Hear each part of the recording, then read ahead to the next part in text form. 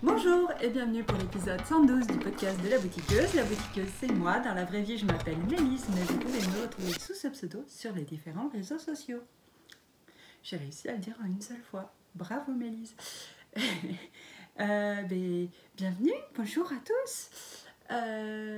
On est parti pour un épisode de tricot.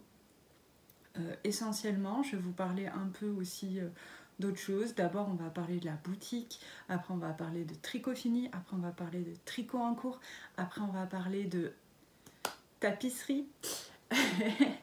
et voilà, déjà ce sera pas mal, même un petit peu de lecture. Franchement là, je peux difficilement faire mieux. Dommage, j'ai pas de couture, mais en même temps, hein, les trucs de la boutique c'est aussi de la couture. Donc ça passe. Ça va le faire.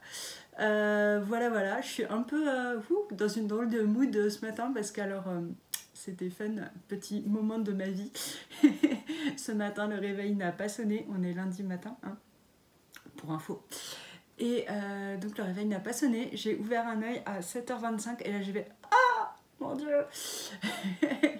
Parce que normalement je me réveille à 6h50 précisément pour aller réveiller ma fille qui doit prendre le bus pour aller au collège, tout ça.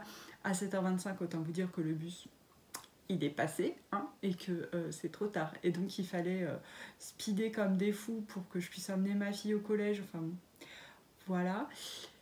Et résultat des courses, je pense qu'elle avait quelques minutes de retard, mais bon, je pouvais pas faire mieux de toute façon, hein. Comme on n'a pas encore appris à se téléporter, on pouvait pas faire mieux. Voilà, bref. Donc du coup je suis un peu genre ah là là, j'ai pas de truc à faire. Et je prends une voix bizarre parce que pourquoi pas. Bon, alors on va commencer avec la boutique de la boutiqueuse. C'est rigolo parce que l'autre jour je regardais le podcast de Léa, la fille au renard, que je vous invite vraiment à aller voir si jamais vous connaissez pas parce que c'est top. Donc Léa me rappelait qu'avant la partie boutique j'appelais ça chut pas de marque. Ça m'a fait rire. C'est vrai, j'appelais ça comme ça avant. Chut pas de marque. Donc dans la boutique, j'ai, comme je vous l'avais dit la semaine dernière si vous étiez par là, j'ai enlevé tout ce qu'il y avait du coup là dans la boutique. Donc c'était toute cette semaine vous aviez les boucles d'oreilles en boutique. Cette fois je vais mettre, j'ai mis là, ça y est vous pouvez y aller, tous les sacs à projet. Qui sont en moyen format, tous les sacs à projet petit format, donc taille chaussette, projet max 2 écheveaux quoi. Et j'ai mis aussi les trousses zippées et les chaussettes à laine. Voilà. Donc il y a de quoi faire. Il y a toujours sur la boutique les box bagnodées avec les marmottes, il en reste 3. Donc si vous avez envie de vous faire plaisir avec une jolie box laineuse à bas prix puisqu'on l'a soldée à moins 20%, c'est une méga affaire pour vous, je vous le dis. Pas pour nous, mais pour vous c'est une bonne affaire. Donc franchement, si vous avez envie de vous faire un cadeau laineux, allez-y. Et donc je vais vous montrer un petit peu les sacs que je mets en ligne, hein, parce que bon, voilà. Quand même, c'est mon moment de auto-promo. Déjà, je voulais vous rappeler 2 sacs qui étaient déjà là avant, mais qui n'étaient pas vendus. Et je trouve que des fois, je ne remontre pas forcément les, entre guillemets, vieux sacs, mais ils ne sont pas forcément très vieux non plus. Hein, mais alors que, en fait, ils sont toujours chouettes, quoi. Hein, c'est pas parce qu'ils n'ont pas été choisis. Et donc, je voulais vous montrer ce petit sac. Moi je trouve vraiment beaucoup trop mignon. C'est des petits sacs chics, c'est le dernier qui reste. Et celui-là il a un matelassé en simili qui lui donne un petit côté boudoir je trouve. L'intérieur c'est une doublure en tissu un peu pailleté argent mais c'est quand même discret. Vous avez un petit mousqueton pour soit mettre vos clés, soit les anneaux marqueurs et tout le petit matos quoi. Et donc là, vous voyez, vous pouvez mettre quand même pas mal de choses dedans. Il tient largement 2 écheveaux. Et ce qui est chouette, c'est qu'on peut le refermer, ce sac. Vous voyez, il a des pressions. Si vous voulez le fermer, Et là, il a une pression aussi en haut. Donc là, il a un peu une forme un peu étrange dans la mesure où il était rangé à plat et tout ça. Mais quand il est rempli et tout, il est genre beaucoup trop mignon, quoi, avec deux petites anses. Et il tient, si vous mettez vos plaines dedans, il tient debout sans problème. Donc je trouve ça, voilà, je le trouve trop chouette. Donc je voulais vous le remontrer. Ensuite, l'autre que je voulais vous remontrer aussi, c'est le grand cabas que j'avais fait. Il est immense et franchement, ouais, vous avez largement la place de mettre tout ce que vous voulez. Il est gigantesque, il est très beau, il est génial, quoi. Moi, je l'adore. Et il a une fermeture aussi à l'intérieur. Parce que je trouve ça pratique sur les cabas quand on l'utilise notamment pour aller faire des courses, pour ranger, vous voyez, une grande poche zippée, pour ranger la carte, le portable et tout ça. Donc voilà, le grand cabas avec ces tissus que moi j'adore, c'est mon combo, c'était mon combo chouchou. Je vais vous montrer maintenant la collection de sacs moyen format. C'est que des sacs matelassés. Voilà, donc, ce ne sont que des sacs matelassés, je devrais dire. Donc voilà, des petits lapinous dans un tissu vert hyper joli. À chaque fois, dans ces sacs-là, vous avez des poches à l'intérieur pour mettre stylo, carnet, aiguille à tricoter, machin. Et l'intérieur, voilà, c'est une belle doublure chez toi, un beau lin que j'aime bien. Et voilà, le sac pochon. Et évidemment qui se ferme, évidemment, c'est pas évident, mais il se ferme avec des liens coulissants. Voilà. Donc, dans ce format-là, je ne vais pas vous le décrire à chaque fois, mais vous avez les lapinous verts, donc. Vous avez les lapinous roses. Ils sont roses comme ceci. Que je trouve trop mignon. Et là, le matelassage est fait au fil doré. Je ne sais pas si vous pouvez voir. Parce qu'en fait, c'est un tissu qui a des petits éléments dorés. Les contours des petits lapins sont dorés. Et donc, je me suis dit, avec un matelassage au fil doré, ça va renforcer un petit peu ce petit côté doré. Mais point trop n'en faut, quoi. C'est pas non plus la fête de la paillette. Mais voilà, je trouvais ça mignon. On a les Bambi. J'adore le sac Bambi. Moi, c'est franchement... Je pense que dans tous ceux qui restent là, c'est mon préféré, les Bambi. J'aime vraiment beaucoup, beaucoup. C'est un petit côté Noël aussi. Bon, c'est pas vraiment la période, hein, je vous l'accorde. Mais bon. Ah ouais, d'ailleurs, c'est tellement pas la période. Nous, on vient à peine d'arriver plus ou moins dans l'automne. Hein. C'est pas encore franc du collier, là, mais on y arrive. C'est-à-dire qu'en fait, la semaine dernière, on avait encore des températures à 30 degrés, quoi. Genre, vendredi, il faisait encore 29, quoi. Donc... non, pas vendredi. Ce vendredi, c'est là où ça a commencé à battre de l'aile. Là. Mais jeudi, il faisait encore 29-30. Donc l'automne, nous, on n'y était clairement pas. Et là, on est en train d'amorcer le virage. Hein. C'est-à-dire que maintenant, on voit clairement, on n'aura plus de température au-dessus de 30. Et on est le matin, la nuit, autour de 9-10 degrés. Donc là, ça y est, on respire, on sort les gilets. C'est la joie de vivre. Je vous raconte pas. Et ça y est, je vais pouvoir faire ma déco d'automne. Parce que alors moi, tant qu'il faisait 30, c'était juste psychologiquement impossible. Mais là, ça y est, je me suis dit, je vais pouvoir mettre en place la petite déco d'automne. Ça va être cool. Bref, après cet instant météo, qui vraiment vous a palpité, je le sais. L'autre pochon que j'ai en taille 2, là, donc c'est le moyen format. C'est celui-là avec des thés, des cafetières, un petit côté batik que j'aime beaucoup. Batik et comment ça s'appelle Ah, j'ai perdu le nom. C'est pas grave, vous voyez ce que je veux dire. Bref, moi j'aime beaucoup aussi celui-là pour les fans de thé, de café. Puis j'aimais bien ces petites couleurs un peu qui changent dans les marrons. C'est très joli. Et qu'est-ce que je voulais dire oui, les pochons moyen format, je vous ai même pas dit, mais en termes de quantité des chevaux, vous passez large à un pull en fingering haut la main, quoi. C'est genre 3-4 échevaux quand même. Hein, donc il en tient quand même des choses. Et le dernier, qui est celui-là que j'aime beaucoup aussi, c'est un tissu japonais qui est orange. Alors j'ai du mal à le prendre en photo, il a tendance à passer plus rouge qu'il ne l'est. Je ne sais pas ce que ça donne à la caméra, vous verrez bien. Mais il est un orange assez foncé.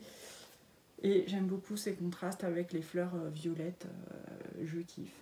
Et pareil, il y avait des petits éléments dorés sur le tissu et donc j'ai fait un matelassage au fil doré pour rehausser tout ça. Hop! Et sinon, dans les pochons matelassés, j'ai aussi les petits formats. Je vous les avais présentés sur Instagram si vous y êtes. Et moi, je les adore, je les trouve mais tellement choupinous. Et j'ai dans ce format, j'ai les mêmes tissus que là. Donc vous voyez, on a le orange japonais. Et donc voilà, en fait c'est un peu comme les pochons que je faisais avant, sauf que je leur ai fait un fond plat. Donc vous pouvez les poser, surtout qu'ils sont matelassés, donc je me disais c'est bien, comme ils sont matelassés ils vont bien tenir debout, donc avec un fond plat c'est cool parce que comme ça ils tiennent vraiment. Et donc vous pouvez poser sur la table sans problème, ça tient. Et qu'est-ce que je veux dire, dedans il y a des petites poches aussi, et là vous tenez 2 échevaux maximum, et regardez si c'est pas juste trop mignon. Quand même, c'est trop cute quoi. Enfin moi je trouve. Bon après, oui c'est sûr je vais pas vous dire regardez comme c'est nul et pourri et dégueu. Parce que bon je fais des trucs qui me plaisent. Mais vraiment ceux-là je les trouve tellement mignons. Et donc on a le orange, on a pareil les lapinous avec la petite anse rose. Lapinou rose doré. On a les lapinous verts. On a le thé, café, tout ci, tout ça, avec une petite anse moutarde. On a les bambis. Et on a aussi le rose voile pailleté. Alors celui-là a un tissu magnifique. Alors là, vous voyez, là où c'est plein, c'est tout doux, c'est hyper doux. Et en fait, c'est une superposition de 2 tissus. J'avais un tissu rose pailleté et j'ai superposé un tissu voile que j'ai matelassé là sur les motifs. Et donc on voit à travers le voile, les parties voile, les paillettes dessous. Enfin, moi j'adore, je trouve ça hyper délicat, hyper mignon.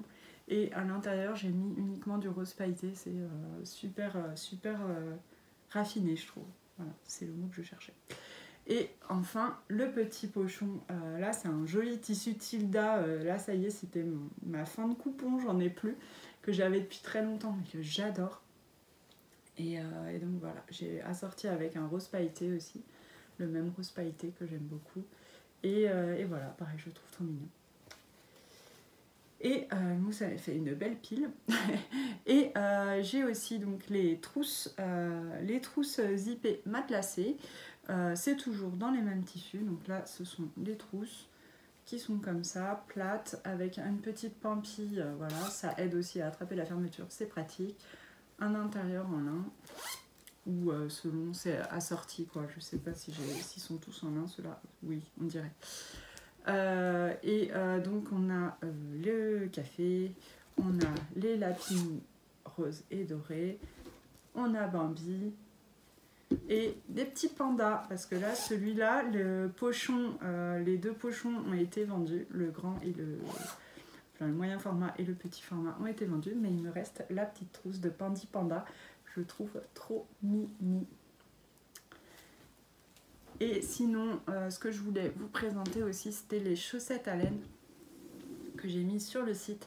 J'avais fait pour le festival des chaussettes à laine parce que je sais que ça vous plaît bien.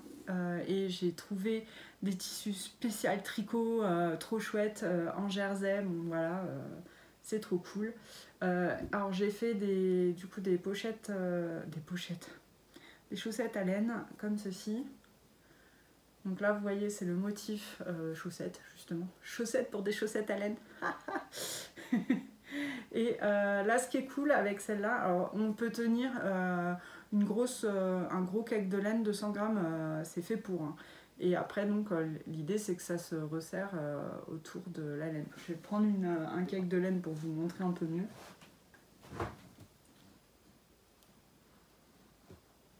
J'ai tout qui tombe. C'est pas grave. Là, il n'est pas entier celui-là, je vous précise quand même. C'est pas un cake entier, vous voyez, ça tient quand même déjà largement. Donc vous voyez qu'elle est plus haute. Ce qui est pratique parce que comme ça, quand vous rangez votre tricot, vous pouvez, hop, ranger vraiment votre cake. Si vous avez un chat ou si vous avez, si vous voulez transporter ça dans votre sac à main, enfin bon, bref, c'est pratique parce que votre pelote, votre cake est bien protégée. Et après, quand vous tricotez, vous pouvez tout simplement rabaisser le tissu, ça se fait très bien. Et comme ça, vous avez la laine qui ressort. Ou alors, vous pouvez le laisser comme ça marche aussi. Voilà. Donc, en motif pour les chaussettes à laine, vous avez donc ces motifs de chaussettes en laine. Vous avez celui-ci, qui est donc un motif, ce sont des motifs de tricot, on a des pelotes de laine, des gilets, des chaussettes, des aiguilles à tricoter, tout ça. Celui-ci que j'aime beaucoup, où il y a écrit I knit so I don't kill people, donc je tricote pour ne pas tuer des gens. J'aime bien aussi, avec des petites pelotes de laine. On a celui-ci, donc c'est un motif pareil tricot mais dans les tons rose et violet avec des écheveaux, des pelotes, des crochets, des aiguilles, du tricot, des petits rouges à lèvres, voilà. J'aime bien. Et le dernier motif, c'est celui-ci, c'est un motif automnal que j'aime beaucoup. Et où il y a donc de la laine, mais aussi du thé, des livres, des chaussettes, le feu de cheminée, tout ça. On se voit bien en automne avec cette pochette à laine. Voilou pour tout ce qui est en boutique. Maintenant, on va passer au tricot. Non, juste d'abord, avant, petit retour boutique quand même. Je vais mettre ça ici. Sur la boutique, donc je vous laisse toutes ces choses-là toute la semaine. Et la semaine prochaine, donc lundi prochain, nouveau podcast. Et donc, nouvelle mise à jour avec cette fois, ce sera les bougies. Puisqu'il me reste pas mal de bougies que j'avais fait aussi pour le festival, que j'ai pas encore du tout mise en vente, donc il y en a plein. Et donc les bougies surprises, vous savez, celles avec un petit cadeau à l'intérieur. Et cette fois, j'ai des moyens formats et des grands formats, j'ai pas que les petites. Donc voilà. Donc ça, ce sera pour la semaine prochaine. Et après, j'aurai début octobre le grand projet qui sera révélé, un truc sur lequel je travaille depuis des mois. Et alors là, j'ai tellement hâte de vous montrer ça. Vous imaginez même pas.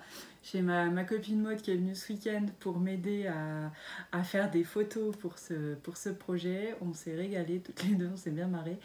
Et parce que ça faut savoir que c'est pas très naturel pour moi de me prendre en photo hein, et de faire des shootings photos. mais donc ouais, on a fait ça et d'ailleurs je l'en remercie vraiment puisque je sais qu'elle va passer par là. Maud, merci beaucoup de m'avoir aidée parce que sinon j'y serais encore, n'est-ce pas? On serait pas sorti de l'auberge. Mais ouais, j'ai vraiment hyper hâte de vous présenter ce projet et celui-là, j'espère vraiment que ça vous plaira. Et sortira donc début octobre à l'occasion de mon anniversaire. Bon, maintenant, ça y est, je vous ai tout dit sur la boutique et tout ça. Et on va passer à la partie tricot et à la partie tada! Et oui, parce qu'il y a un tada aujourd'hui. Un tada que je vous ai même pas montré la dernière fois. Et non! Petite coquinette que je suis. Je me l'étais gardé sous le coude parce que la dernière fois j'avais déjà tellement de trucs à vous raconter que bon voilà, hein, on y serait encore sinon. Et donc là je vais vous montrer mon dernier projet fini, qui n'est autre que le pull Garance. Le pull Garance de Nale, qui est dans son livre qui m'a adorablement été donné par les éditions Erol, qui est un livre franchement qui vaut le détour. Alors franchement, je sais pas si vous me faites confiance pour ce genre de truc, mais moi je trouve que celui-là il est vraiment tip top. Enfin, les modèles de Nale sont vraiment chouettes, ils valent le coup. Voilà, je sais même pas comment vous le dire autrement. Je trouve juste c'est vraiment un beau bouquin. Les couleurs sont belles et tout. Enfin, la couverture est dans un papier imitation un peu lin là, j'aime bien. Bref, c'est un super livre. Et donc le pull Garance, oui, je vais faire juste un. Je regarde un peu plus précisément pour les tailles parce qu'on m'avait reproché de ne pas donner les tailles. C'est vrai qu'au niveau des tailles, c'est pas hyper inclusif comme on dit maintenant.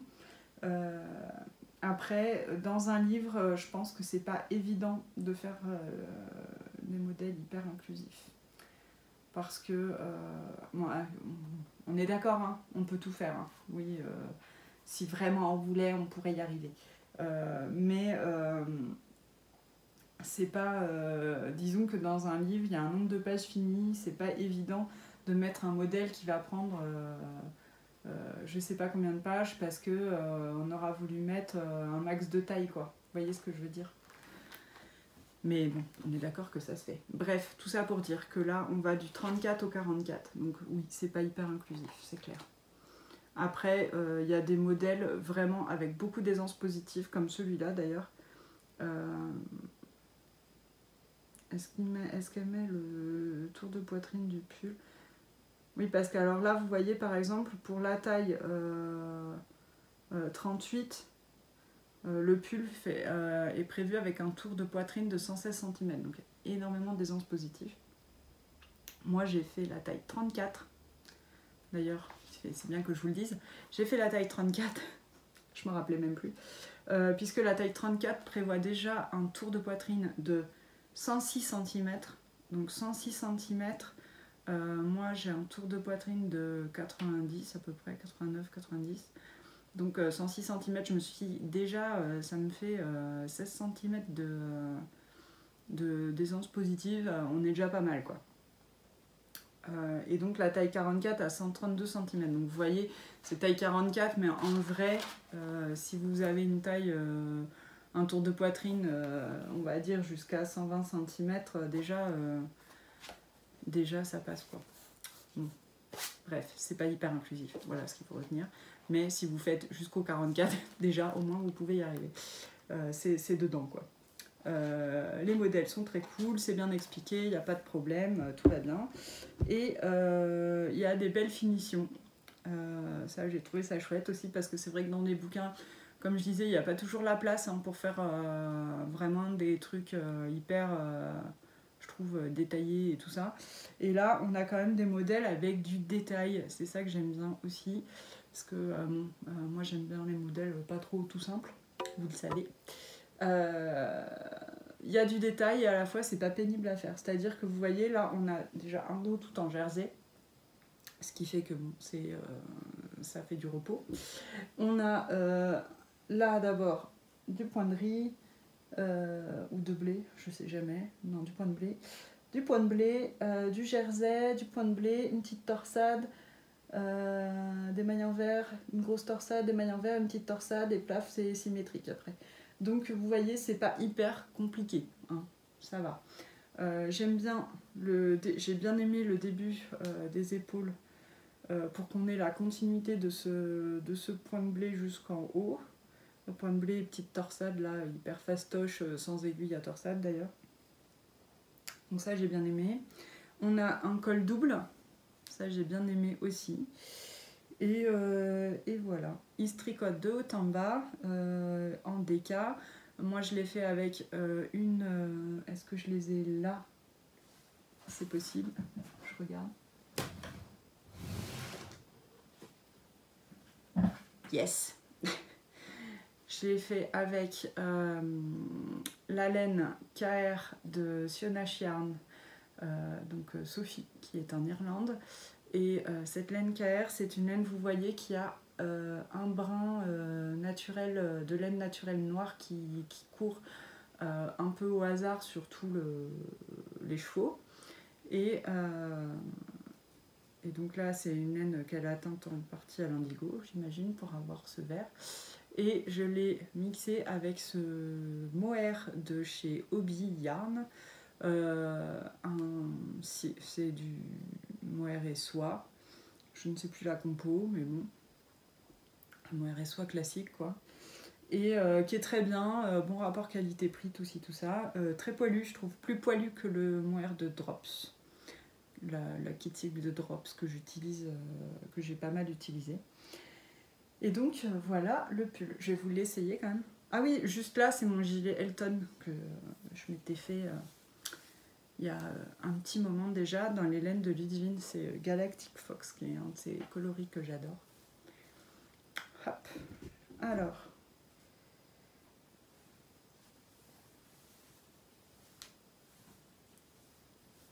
Hop là.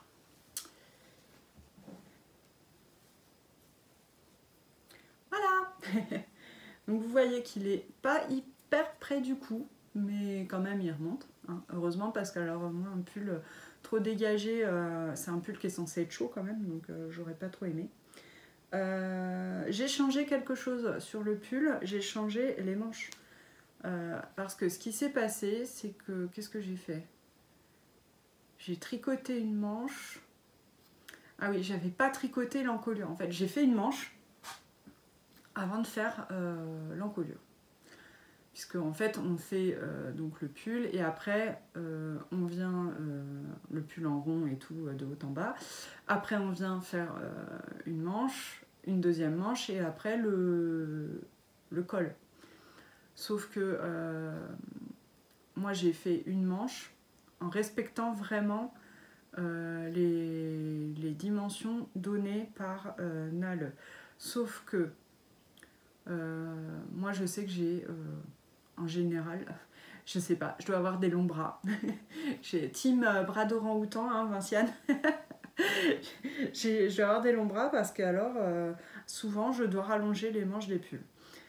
Et là, j'y ai pas pensé. Puis en plus, c'est un... Vous savez, c'est ce système de manches, comment on appelle ça là, hein? Comment on appelle ça? Les manches... je sais plus, c'est pas des manches montées. C'est les manches un peu tombantes là, que, voilà, qu'on reprend. Vous voyez, parce qu'elles repartent d'ici. C'est où? D'ici. Voilà, j'ai trouvé. On les reprend d'ici. Donc c'est pas évident parce qu'on sait, je trouve que sur cette forme, on sait pas forcément trop où va se trouver l'aisselle, puisque il y a de l'aisance positive, vous voyez là, j'attrape et je ne suis pas à mon aisselle qui est là en fait. Donc on sait pas trop où va être la manche, c'est un peu embêtant. Donc pour les dimensions, je me suis ratée en fait, hein. Donc du coup j'ai fait ma manche, j'ai essayé le pull, j'étais là, ouais, ça m'a l'air un peu court, peut-être qu'au blocage, je sais pas.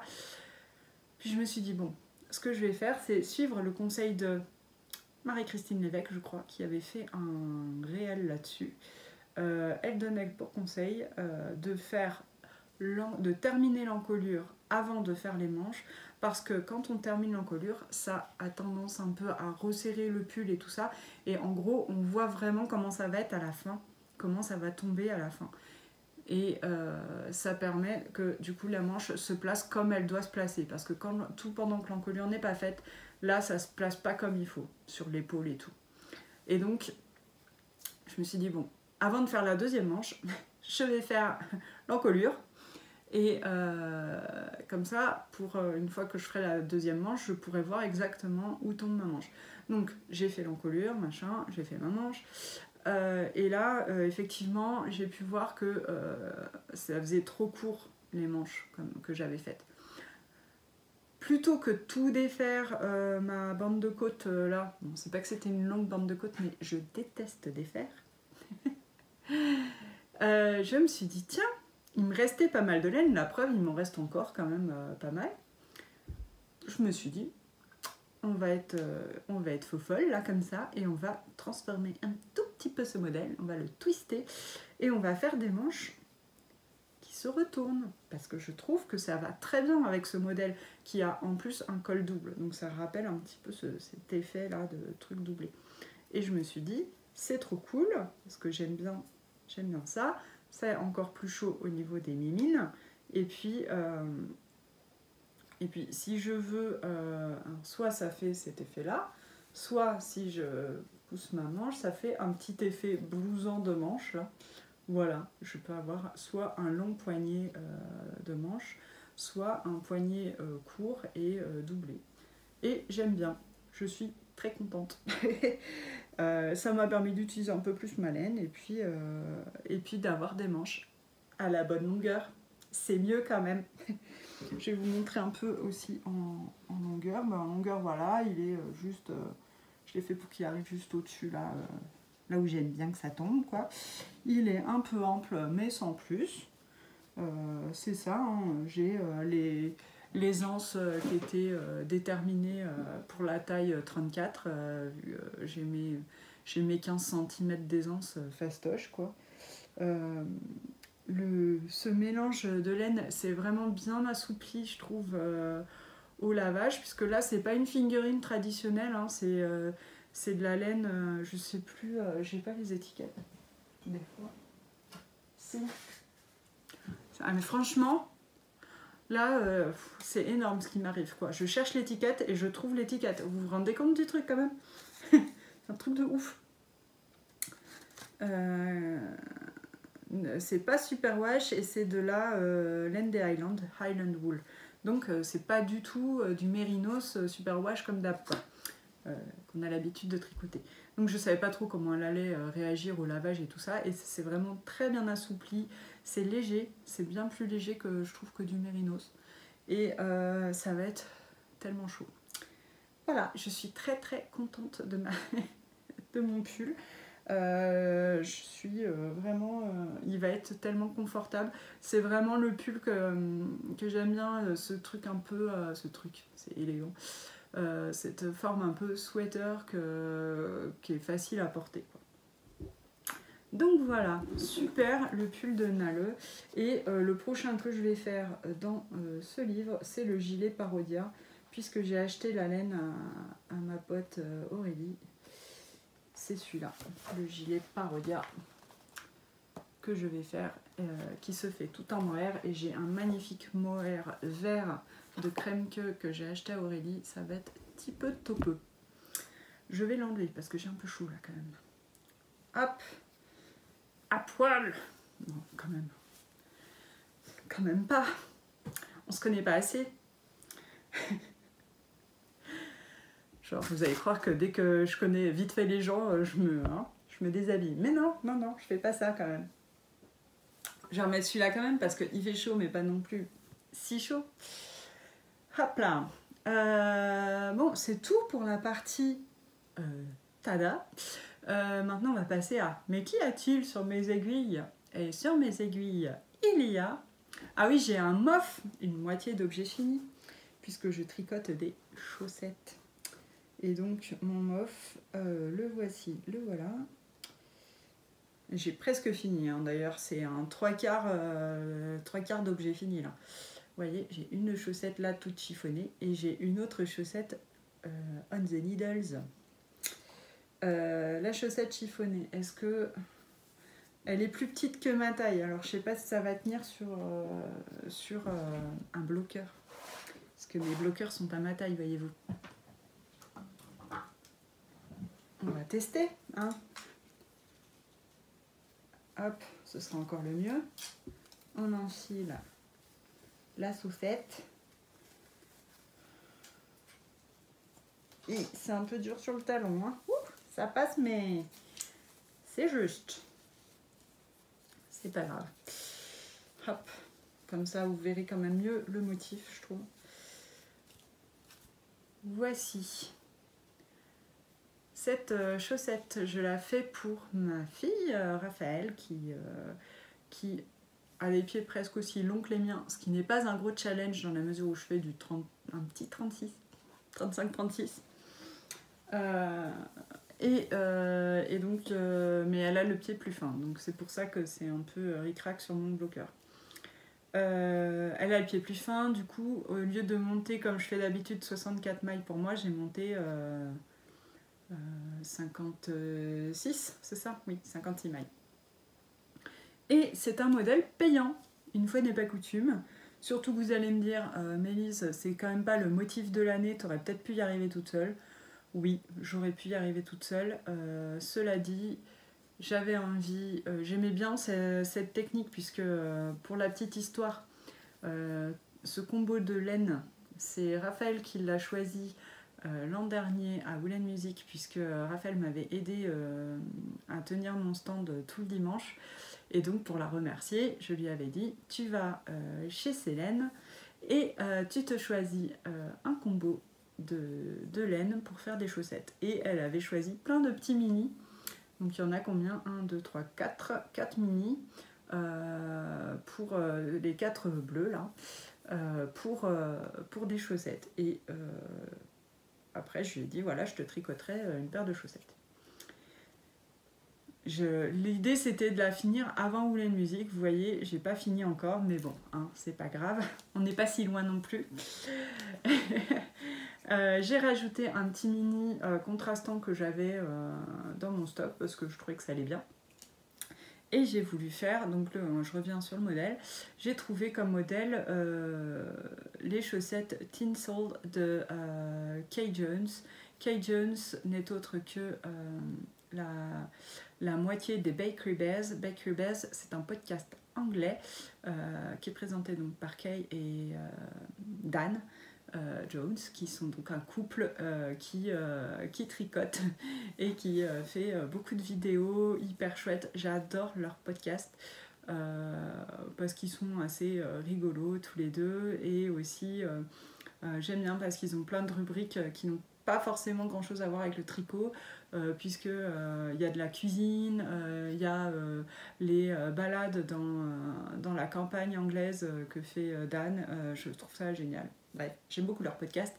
Et Kay fait beaucoup de patrons de chaussettes, et comme je trouvais que celui-là il était vraiment très sympa pour justement quand on a plein de mini, pour faire un lien entre tous avec ce petit motif, je le trouvais très chouette. J'ai montré à Raph, elle adorait, donc on est parti là-dessus, et je me suis dit j'avais envie de soutenir Kay puisque j'aime beaucoup ce qu'ils font, et voilà, moi je peux pas forcément m'abonner au Patreon et compagnie là, et donc c'est aussi un moyen de soutenir les gens, c'est d'acheter leurs patrons plutôt que de les reproduire à l'œil. Donc voilà, ça me faisait plaisir. Qu'est-ce que je voulais dire là-dessus? Après, sinon, il n'y a rien, on va dire, d'extraordinaire par rapport au patron que moi je fais d'habitude, puisque c'est ça part de la cheville vers la pointe, ce qui est ma technique préférée. Là, c'est des côtes 1-1, alors que bon, moi je fais plutôt des côtes de 2, mais bon, c'est pas non plus la folie du changement, quoi. Bon, ensuite, je vous dis pas comment on fait le motif parce que ça, c'est tout ce qui est dans le patron. On a un talon à rabat avec talon renforcé à rabat avec gousset, c'est exactement le même que je fais. Et puis la pointe, c'est une pointe arrondie, je la fais pas tout à fait comme ça, mais pas loin. Donc vous voyez, c'est pas révolutionnaire par rapport à ce que je fais moi comme modèle d'habitude. Mais bon, c'est pas grave, ça me faisait plaisir de soutenir Kay et Dan, et donc voilà ce que j'ai fait. J'aime beaucoup du coup l'assemblage de couleurs. Raphaël a décidé donc qu'on allait de les prendre en dégradé et de continuer du coup le dégradé sur toute la chaussette. Donc on passe du pétrole, bleu pétrole très foncé au plus clair jusqu'au bleu un peu ciel là. Et on repart vers le foncé, on revient vers le clair et on arrive jusqu'au foncé. Voilà. Et donc là, j'ai pratiquement terminé puisque vous voyez, j'en suis à 7 bandes en fait. Je viens de commencer 7 bandes, il me reste une autre bande et la pointe et ce sera terminé. Donc c'est cool, je suis bien contente. Et après ça, il me restera, oui, que je vous avais montré la dernière fois, je ne l'ai pas terminé, hein, la chaussette autorayante que j'ai achetée, la laine autorayante à Cindy de la Madeleine. Et après, c'est tout en chaussettes, ce que j'ai sur les aiguilles. Il y a autre chose sur mes aiguilles que je voulais vous montrer. C'est quand je vous ai dit qu'il y avait du tricot, il y a du tricot, hein. Je ne faisais pas semblant. Je tricote une laine unique en son genre, puisque c'est une laine filet main par ma sœur, donc vous l'aurez deviné, au rouet. Et c'est un mélange même qu'elle a fait elle-même. Je ne sais même plus exactement ce qu'il y a dans ce mélange. Regardez la beauté de la chose. Profitez, faites un squish avec moi pour voir le moelleux. On en mangerait. Ouais, c'est tellement doux, mais tellement doux. C'est juste incroyablement doux. Là-dedans, on a du baby alpaga, on a de l'angora, et je pense aussi on a du mérinos, mais du mérinos hyper doux, quoi, du mérinos ultra fin. C'est doux, mais c'est doux. Et c'est squishy, c'est moelleux, c'est tout ce qu'on rêve, quoi, tout ce qu'on rêve d'avoir en laine. Bon, après, il faut aimer le poil, mais ah ouais, c'est incroyable. Et donc, c'est que des laines naturelles. Elle a obtenu, elle a mélangé des laines naturelles, et donc le gris, c'est la laine de baby alpaga qui était grise, quoi. Alors, je vous montre. Je tricote le Bookish Cardi. Je sais plus le nom de la créatrice, là, comme ça. Je suis désolée. De toute façon, comme d'hab, il y a tout en dessous de la vidéo, là, si vous voulez les liens. Et puis, c'est le Bookish Cardi, ça, j'en suis sûre. C'est un petit cardigan qui se tricote en morceaux. Ça change. Honnêtement, si vous ne voulez pas le tricoter en morceaux, c'est faisable, hein. Il suffit de rattacher les bouts et vous faites votre gilet. C'est un gilet, donc forcément cardigan, gilet. Et donc oui, vous suffit de le rattacher, c'est tout à fait faisable sans se casser trop la tête. Il se tricote du bas vers le haut. Moi, j'ai décidé de le faire quand même en morceaux parce que je me suis dit, c'est pas mal aussi, ça rajoute un peu de structure, l'histoire. Et donc voilà. Alors, ce qu'il faut savoir, c'est que vous n'allez pas voir grand-chose, puisque évidemment,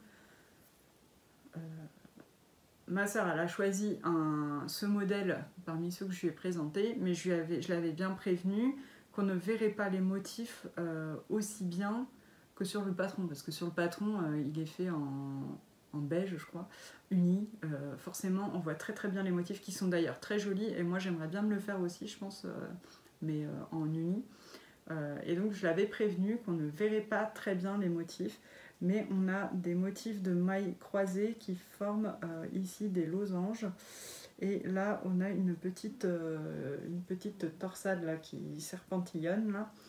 Et normalement, on a des noppes, pas beaucoup, mais quelques-unes, qu'elle ne voulait pas. Donc, je n'ai pas fait. Qu'est-ce que je voulais rajouter ? Oui, il y en a pas énormément. Il y en a, vous voyez là, par exemple, ça, c'est un motif entier. Sur un motif entier, on a 4 noppes. Donc, c'est pas non plus surchargé en noppes. Hein.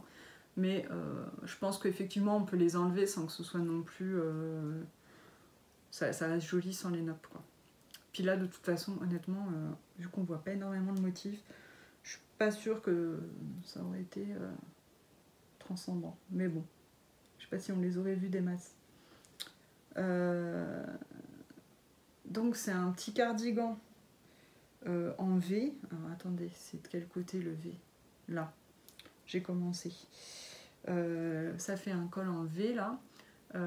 Ensuite on a les manches comme les autres, je n'ai plus le nom, je suis désolée, je le savais ça pourtant, mais comme celui-là aussi d'ailleurs. j'ai que des gilets comme ça. Donc les manches qui se rattachent à l'épaule, là, bref. Et qu'est-ce que je voulais dire? Je change aussi le dos, puisque le dos du cardigan est hyper travaillé avec des motifs pareil de losange partout dans le dos. Alors là, c'est couvert de motifs. Et moi, ce que je vais faire, c'est que je vais le faire en jersey. Voilà. Donc, en jersey ou en pointerie. J'hésite encore. Hein. Parce que vous voyez, sur les côtés, on a du pointerie, là. Donc, je sais pas. Soit je fais du jersey, que je peux éventuellement mettre en jersey endroit ou en jersey envers, visible. Soit je fais du pointerie. Ce sera...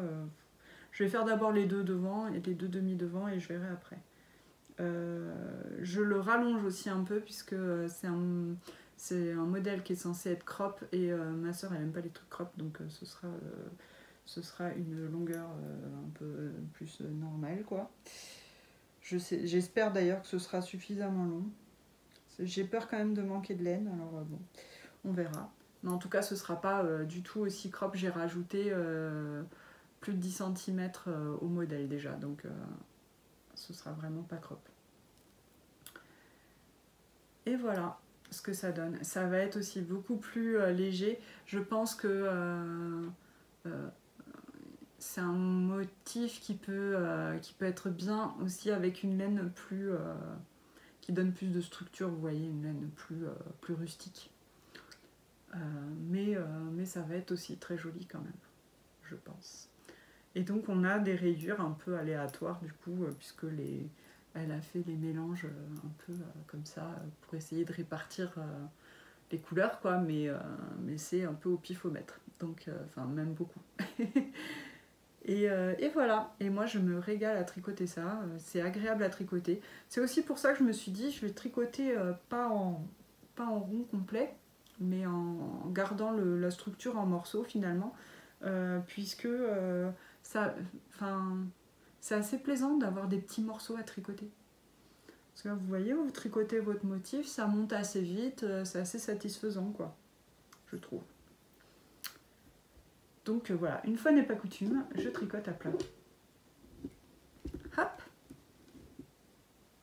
Et voilà, tout ce qu'il y a sur mes aiguilles.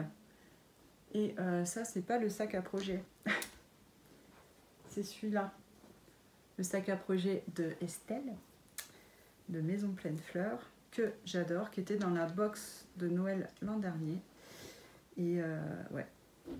Et d'ailleurs, Estelle, elle sera au salon Pierre-Hélène là, en septembre, dans pas longtemps, là, la semaine prochaine, ce week-end, je sais plus. Bref, allez la voir et achetez-lui ses beautés, puisque franchement, elle fait des trucs trop trop beaux. Ensuite, qu'est-ce que je voulais vous montrer? C'est tout pour le tricot. La tapisserie. Et oui, parce que forcément, maintenant que je fais ma formation de tapissière décoratrice, j'ai fait des choses, quoi. Et là, j'ai quelque chose à vous montrer, puisque je l'ai ramené à la maison. Et je voulais vous le montrer quand même, parce que bon, c'est mon podcast créatif, donc je montre mes créations, mes réalisations. Je fais la distinction, je trouve ça très intéressant, c'est Stéphanie de la Fanette au Petit Pois et Ludivine Rosebelle de Laine Atelier qui ont parlé de ça, de faire le distinguo entre création et réalisation, puisque quand on montre quand on montre ce qu'on fait dans nos podcasts ou sur Instagram, dans les photos et tout ça, on a tendance à utiliser un mot pour l'autre et c'est pas juste, puisque en vrai, quand on parle d'une création, c'est quelque chose qu'on a créé. Et quand on crée quelque chose, c'est qu'on crée en général de A à Z. Donc par exemple, vous voyez mon pull Garance. Non, c'est pas moi qui l'ai créé, le modèle c'est Nalo qui l'a créé, c'est pas moi, mais je l'ai réalisé grâce à ses instructions. Après, A contrario, voilà, qu'est-ce que je peux vous montrer une création complète. J'ai rien là sous la main. Si, bah ça, voilà, chaussette à laine, ça c'est moi qui l'ai créé. Parce que c'est moi qui ai fait le patron, j'ai choisi les tissus, j'ai tout fait moi-même, voilà, de A à Z. Donc ça, moi qui l'ai créé. C'est ma création, c'est pas ma réalisation. Donc là, c'est ma réalisation. Après, je trouve qu'il y a quand même... il faut apporter quelques nuances, je pense, à cette distinction, puisque malgré tout, quand on utilise le patron de quelqu'un, on y met de soi quand même. C'est-à-dire que c'est, oui, on réalise, mais on crée un petit peu quand même aussi, puisqu'on va créer un combo de couleurs. On va apporter des petites modifications pour qu'il soit parfait pour nous. Voilà, je trouve qu'on y met quand même aussi beaucoup de soi dans ce sens-là. Et donc, c'est quand même aussi un petit peu une création. Voilà, c'est tout ce que je voulais rajouter. C'est pas très très grave. De toute façon, on s'en fiche un peu, hein, mais ça, on joue sur les mots. Mais voilà, je trouve que c'est intéressant à la fois de se poser la question, parce que c'est vrai, on dit comme ça, création, réalisation, c'est vrai que c'est pas tout à fait... enfin voilà, il faut utiliser les mots justes. Et effectivement, quand on utilise le patron de quelqu'un d'autre, on est plus sur l'ordre dans le domaine de la réalisation que de la création. Mais je trouve que voilà, on y met quand même beaucoup de soi dans nos tricots. Et quand on choisit nous-mêmes nos laines, nos combos, nos couleurs et tout ça, on apporte un petit peu ce qui fait un peu une création commune finalement avec entre nous et le ou la designer tricot. Ça fait un peu une création à quatre mains, quoi. Voilà. Donc, tapisserie. Je voulais vous montrer donc là ma réalisation, puisque je l'ai fait en suivant les étapes qui m'ont été vraiment dictées. Et on m'a aidé à toutes les étapes, hein, ça c'est sûr, puisque c'est la première assise que j'aurais faite de toute ma vie. Et alors traditionnellement, en tapisserie, la première chose qu'on fait, c'est un tabouret. Puisque les tapissiers ont besoin d'un tabouret de travail pour s'asseoir assez bas, pour être à hauteur d'assise, pour travailler sur les fauteuils qu'ils doivent confectionner, qu'ils doivent refaire et tout ça. Donc, c'est le premier truc qu'on fait, c'est un tabouret. Et moi aussi, forcément, je suis passée par là et donc j'ai réalisé mon tabouret de tapissière avec Guillaume, qui est donc mon formateur. Ça m'a pris un temps de dingue, puisque j'ai passé dessus 6 jours quand même.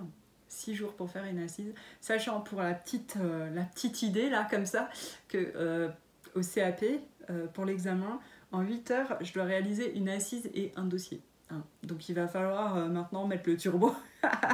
mais bon là évidemment c'était mon premier, je ne connaissais pas les étapes, donc chaque étape était une nouveauté, donc à chaque étape il fallait faire, défaire, refaire, bon, pour que ce soit le mieux possible et atteindre un niveau de réalisation satisfaisant.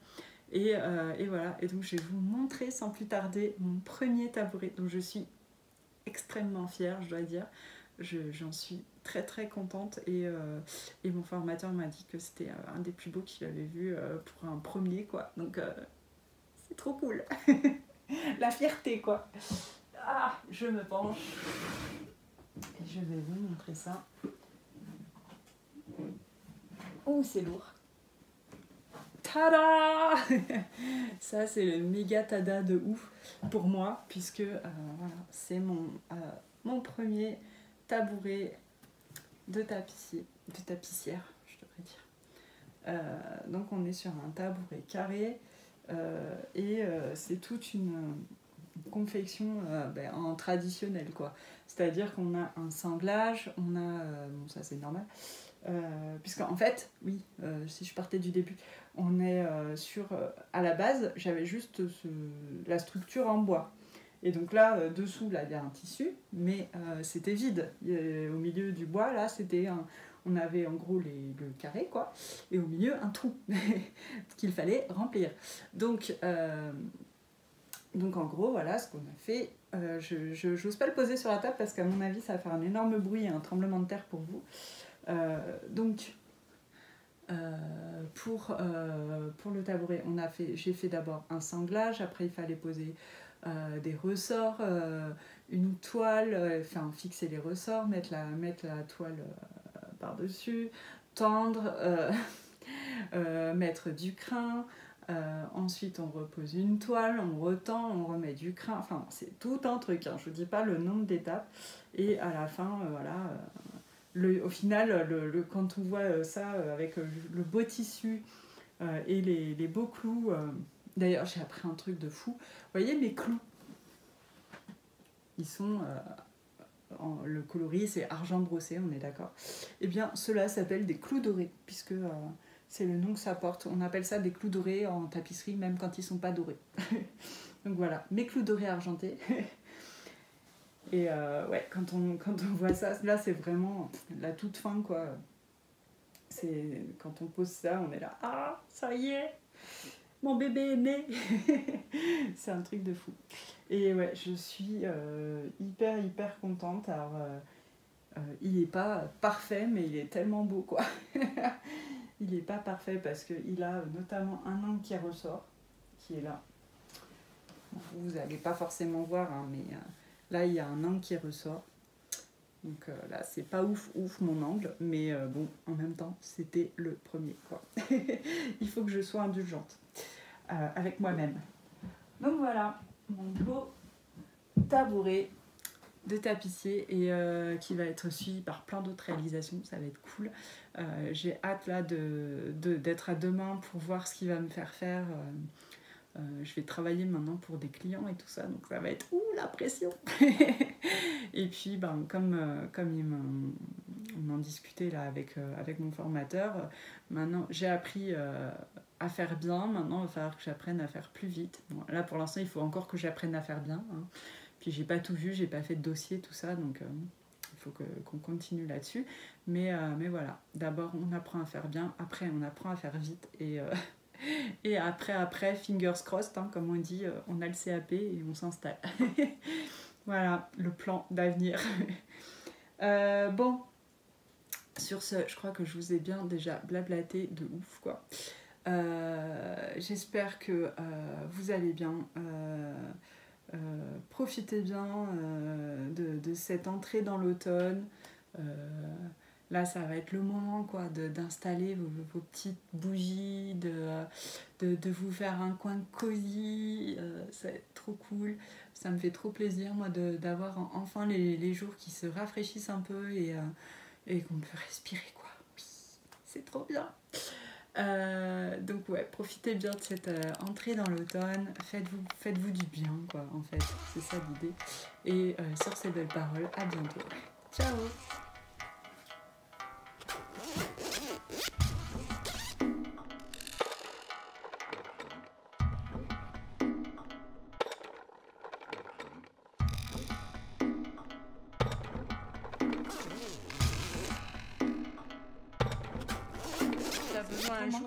Ben oui, voilà, c'est pour ça, je me disais, et c'est pas tout le monde qui a besoin de ça non plus.